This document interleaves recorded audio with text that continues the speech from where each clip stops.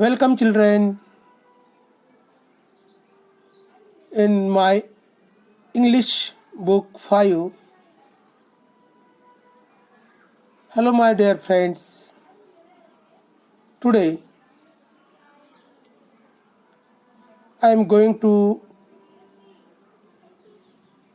teach you very interesting poem, How Creatures Move. Unit number 4, very first poem, How Creatures Move. Creatures म्हणजे काय?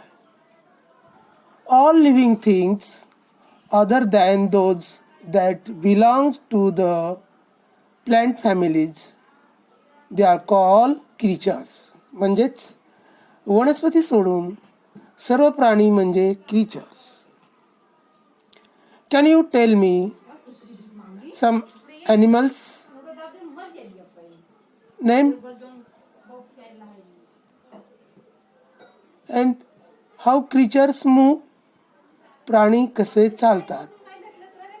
Can you tell me some animals name like this?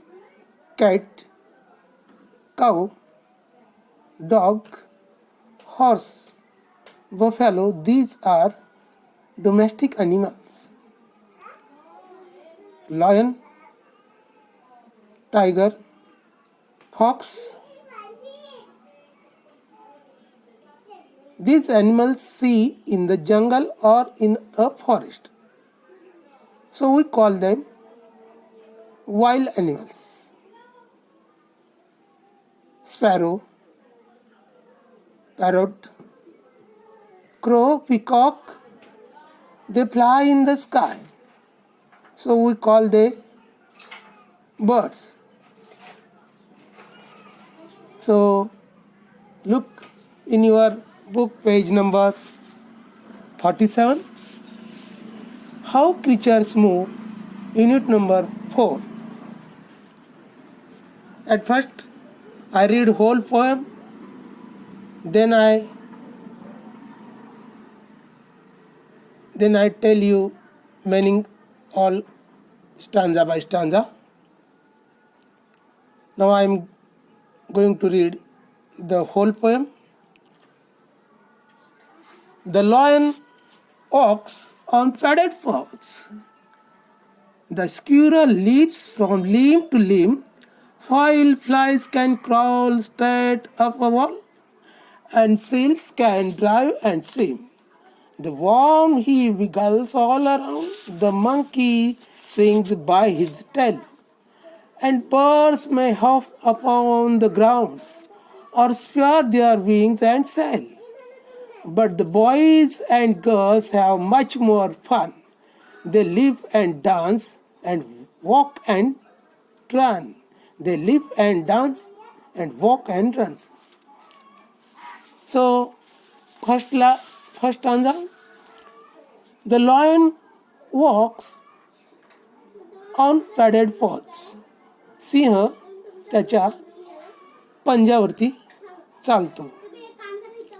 पंजाच्या मध्यभागी असं गादीसारखा भाग असतो आणि त्या भागावरती तो काय करतो, आपल्या पूर्ण शरीराचं वजन देऊन जास्तीत जास्त धावण्याचा आणि जंप करण्याचा प्रयत्न करतो. So the lion walks on padded paws. The squirrel leaps from limb to limb. Squirrel, you know squirrel? Squirrel means kharutai. Squirrel means kharutai. Limb, here is limb means branches. Branches of trees.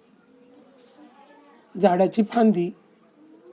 The squirrel lives from limb to limb.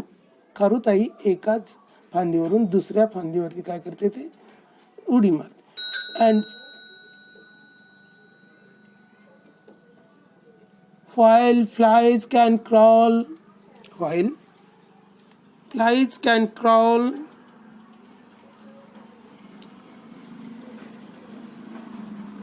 straight off a wall.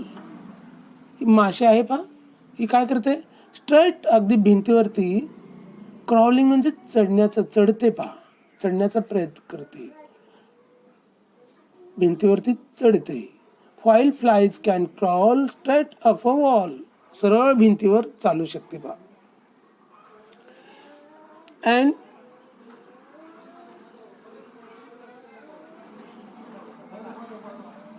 And seals can drive and swim, आणि seal मासा जो आहे, sale मासा हा पाण्यामध्ये काय करतो, पोहतो. The worm he wiggles all around, worm जंतू सारखा असणारा तो किडा काय करतो, विगल्स ऑल अराउंड, या ठिकाणी दाखवलेला आहे पहा, लाईक दिस. विगल्स ऑल अराउंड, भोवताली काय करत असतो, फिरत असतो. वाटोळा घातलेला तो जंतू असा फिरत राहत. The monkey swing by his tail, monkey, you know monkey means माकड. माकडे काय करतात पहा, अगदी झाडाच्या फांदीला शेपूट गुंडाळून ते झोका घेण्याचा, स्विंग्स, झोका घेण्याचा काय करतात, प्रयत्न करतात. बाय हिज टेल, शेपटीला गुंडाळून झोका.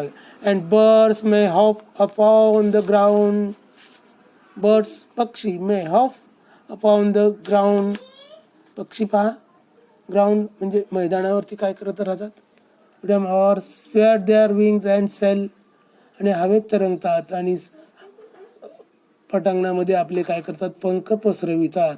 But boys and girls have much more fun, आणि मात्र या ठिकाणी मुलींना खूप आनंद होतो. They live and dance and walk and run, आणि या आनंदामध्ये ते उड्या मारतात, डान्स करतात, चालतात, धावतात, असं आनंद घेत आहेत ही मुलं. आपण यानंतरचा जो भाग आहे, या भागावर असणारे कठीण शब्द याविषयी आपण पाहणार आहोत. या ठिकाणी वन मेनी, एकवचन अनेक वचन, या गोष्टीचा आपल्याला विचार करायचा आहे. One lion, many lions, one boy, many boys. Write down any 5 pairs of one many, कोणत्याही 5 एक अनेक वचनाच्या जोड्या तयार करायच्या आहे.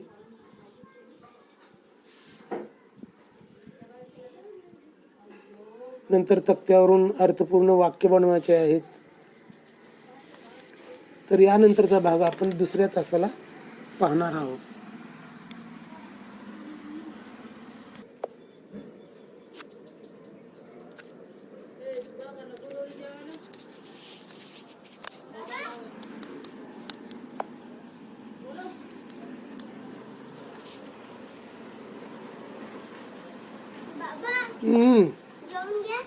हो हो मला